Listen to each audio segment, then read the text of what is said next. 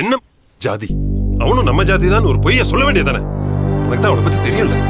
நீ போலீஸ்காரன்பா, இப்படி ஏமாத்துறதுதான் ஜெயிக்கிறதுன்னு அர்த்தமா? நீ தானப்பா சொல்லுவ அம்மா என்ன பெத்தப்புறம் தான் சாக கிடந்தானு. அதுக்கப்புறமா தானே அம்மாக்கு ஃபிட்ஸ்லாம். இது உன்னோட வாழ்க்கை. அவ என் அம்மாப்பா. நீ உன் வாழ்க்கையை தேர்ந்தெடுக்கிறதுனால அவன் உன் அம்மாவை இல்லாம ஆயிட மாட்டான். நீ பாரு, நல்லா புரிஞ்சுக்கோ. அந்த பையன் நல்ல பையன்.